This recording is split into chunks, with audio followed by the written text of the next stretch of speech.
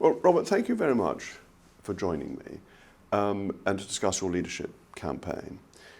The first thing I wanted to ask you about is your personal journey, because if we'd been sitting here a year ago, people would have thought you were a good party man, a competent minister, but not particularly ideological. You resigned from the government over the immigration figures last year, and there seems to be a new, and to my view, improved Robert. and there's a great quote I thought I'd read you from Keith Joseph, who said, "It was only in April 1974 that I was converted to conservatism. I had thought I was a conservative, but now that I see that I was not one at all." Is this the sort of thing you could say? Well, I think I'll be honest with you. I've been in Parliament for 10 years, and for much of that time, I thought our politics basically worked, and I tried to work within it. And I prided myself on being a good constituency MP, working hard as a minister, trying to get things done. And as Housing Secretary, I worked to get the number of homes being built in our country up to the highest level in 40 years. I tried to slash red tape for small businesses. I created a homelessness programme that was well regarded around the world.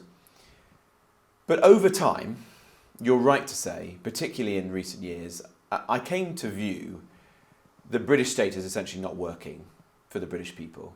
I did see that as Community Secretary during the pandemic, where the state was simultaneously overbearing and yet powerless. I saw it as Housing Secretary, where we had a planning system that meant that we couldn't build things like nuclear power stations or roads and railways, even when it was overwhelmingly in the national interest. But it was at the Home Office that my perspective changed the most. And I saw that the most basic duty of the British state to keep us safe and to protect our borders was being failed on a daily basis. And I saw there was a failed economic model of mass migration, where hundreds of thousands of people were coming into our country, placing enormous pressure on housing, public services, community cohesion. It was diminishing public trust. And I took the view over time that the British political system was not only failing, but was fundamentally broken. And that I had been a part of it, I had tried to uphold it, and it was actually contributing to our national decline. And so in a sense there is a parallel to the Britain of the 1970s, although the issues are very different, and to the journey of Keith Joseph and Margaret Thatcher and others around him. I feel now that we need to grip this country and arrest that decline and to come forward with the serious answers to the serious challenges that our country faces. And part of the problem, it seems to me, is the powerlessness of government. It's not so much a bad civil service, though there are issues with the civil service. It's that civil servants say, "Minister, you can't do this because of," and that may be the Equality Act, it may be the Human Rights Act, it may be the Refugee Convention, but there are things that Parliament has agreed to that the civil servants then tell us we can't do. How do you change that? Do you take us out of the ECHR, take us out of the Refugee Convention, repeal the Equality Act, so that you have Parliament and ministers once again making decisions? Yes, I think we have to think deeply about why we failed to deliver. Because the real reason we lost the election was that we didn't deliver for the public on the central issues facing the country and the promises that you and I had stood for on the 2019 election. Immigration was one. So was how do we have a strong economy and strong public services like the NHS. And a part of that was that we were not able, even good ministers who were driven by a desire to change things, were not able to get things done. I think we need to reform the civil service, and you tried hard to reduce the size of it, bring people back to the office, make sure that the good people prosper and the bad managers are weeded out. But it's bigger than that. It's also this framework of laws that were created predominantly in the Blair era, and which when we first entered government in 2010, and I wasn't there at the time, we were too quick to accept as the new status quo. I think we need to use this enforced period in opposition to think very carefully about which of those should remain, which should be changed, and which should be scrapped altogether. And they're all superficially attractive because they speak to laudable goals like the Climate Change Act, the Equalities Act, the Human Rights Act. But together, I don't think they're working in the interest of the British public. And I could envisage some sort of Great Reform Act in which we change this framework and make ministers more powerful, more accountable ultimately to Parliament and the public, and more impactful. And lastly, I have come to the conclusion that in that programme of reform, we need to leave the European Convention on Human Rights. I don't think it's reformable. I think that's a comfort blanket that some adopt. But I've spoken to my counterparts, or former counterparts, in Europe. This would be a project of years or decades, and it would be akin to David Cameron's attempt to renegotiate our relationship with the EU. It wouldn't succeed, and I don't think the public can wait. The public want us to take back control of our borders, to control and reduce migration, and all the other things, frankly, that the ECHR is now getting into, like net zero. And we've got to be honest with ourselves and the public, persuade them of the case to leave the ECHR, and to do it if we re-enter government in the future. And does that mean leaving the Refugee Convention as well? I don't think that's necessarily required. What I think you would have to do is ensure that having left the ECHR, we then pass legislation, I believe in the sovereignty of Parliament, which is very clear on what our position is on asylum.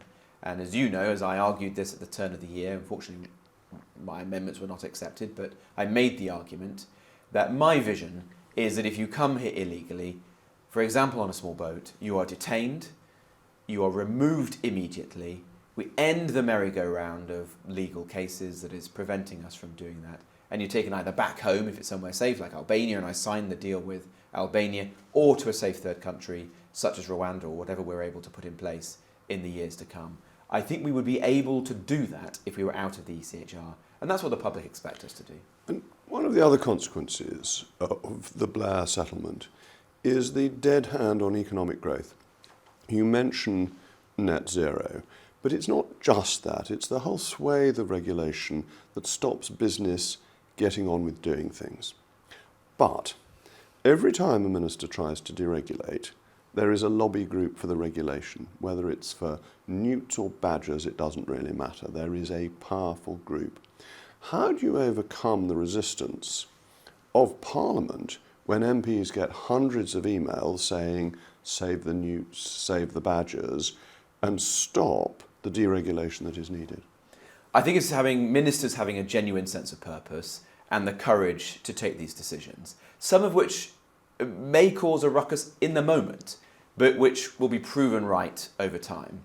And each of the deregulatory steps that I took as a minister, there were always a lobby group who said, don't do it. But most of them, not all, but most of them have stood the test of time. So when I said to any pub or takeaway during lockdown, you can become, pub or restaurant, you can become a takeaway tomorrow, we did it. It helped to save thousands of businesses. When I said that any cafe or restaurant can create al fresco dining on the streets and pavements, it was hugely popular with members of the public, particularly the young. When I changed the use class orders so you could turn a hairdresser's into a shop or a cafe, and if it sat empty for months into a home, people said that would harm the high street. You couldn't curate high streets. In fact, it's worked pretty well, and it's converted a lot of empty shops into better uses. So I think ministers need to have more courage of their convictions, be willing to obviously listen to the views of people who understand their sectors, but ultimately to make decisions and then be judged on the results in the months and years to come. And net zero is the big anti-growth law that we have in this country. Our energy prices, our electricity prices double those of the United States. What do you do about that? Do you postpone the net zero commitment? Do you recognise that it's unrealistic? Do you go along with it as we've currently been doing? How do you approach that? Well, I want us to take a very different energy policy to the one that we've had in recent times, and certainly the one that Ed Miliband is now going to pursue. We already see in just 55 days the steps that he's taking to damage the 200,000 jobs in the oil and gas industry, to waste £8 billion on Great British Energy, this energy company that doesn't produce any energy. What I want us to do is to level with the public and to say we are only 1% of the world's emissions. There are no prizes for being the first country in the world to decarbonise. We can and should decarbonise our economy over time. But should we? Do you really care? I think we should do, but I don't think we should be doing it faster than our competitors. And I certainly do not think we should be doing it on the backs of working people, households in this country, further deindustrialising our country. And as you know, remember that energy prices in the UK are already 4 or 5 times higher than the United States. They've risen 300% in the last 20 years. There's no wonder that we're losing our steel capacity, and in time, no doubt, we'll lose further industries if we don't grip this issue. So I would take a different approach to the one we've had in recent times and make it the stated aim of our energy policy to produce cheap and reliable energy in the UK. And if we can produce energy as close as possible to that of the United States in price, and of course there are big differences between the UK and the US in terms of our natural resources, but we must be trying to reduce energy prices as much as possible and to align them as closely as we can to our major competitors. That, I think, is the right approach. If we can do that, then we help households, we help working people, which should be what we as Conservatives are always trying to do, and above all, we help to get economic growth going again in our country. And what about fracking? Would you include fracking within that policy remit? Well, I voted for fracking shortly after I was elected. I represent a constituency in North Nottinghamshire where there were at the time fracking licences, and I advocated for fracking. I think it's difficult to see how we can get fracking going again in this country because investors understandably have moved away from the market thinking that there's too much political risk. But I'm not opposed to fracking. I think our energy is probably better placed right now in investing in new nuclear and ensuring that we bring forward nuclear power, particularly small nuclear reactors, as quickly as possible. And that would be my primary focus. And that leads on to the issue of trust, that investors don't trust us. People don't trust politicians. Keir Starmer has said all sorts of things before the election that turned out to be untrue, particularly in relation to the economy. How do you restore trust? Well, I think in 55 days, Keir Starmer has already begun to show his true colours. He is presenting a black hole in the public finances, but it's a black hole of his and Rachel Reeves' own creation. The £20 billion figure that he speaks of is comprised of a £10 billion a year payoff to the trade union paymasters and £8 billion that he's spending on Great British Energy, who seems to take inspiration from Robin Hood Energy, a ludicrous energy company created by my neighbouring Labour City Council in Nottingham that went bankrupt as a result of it. So they are taking political choices, and I think they're the wrong choices. I think they're selfish choices. And as a result of those choices, taxes are going to be raised this autumn on the middle classes in our country, on business, which is going to harm economic growth and investment in the UK, and vulnerable people like pensioners. 10 million pensioners are going to lose their winter fuel allowance purely to pay for these political choices of Keir Starmer. Mass migration has led to a decrease in GDP per capita rather than increase. What would your target net migration figure be if you were to be Prime Minister? Well, I've said that I would get Parliament to set a legal cap on migration in the tens of thousands or lower. That seems to me a sensible starting point. That's still a lot of people coming into our country, but it's a huge improvement from where we are today. And I hope would be a unifying policy, because remember, that was the policy of David Cameron and Nick Clegg not so long ago. So we can get back to that. But the difference between my policy and what happened in the recent past is that by having Parliament set that cap, it would mean the public would have confidence that it would actually happen this time. I don't pretend it would be plain sailing. It's a big change. We've lived through 25 years of mass migration.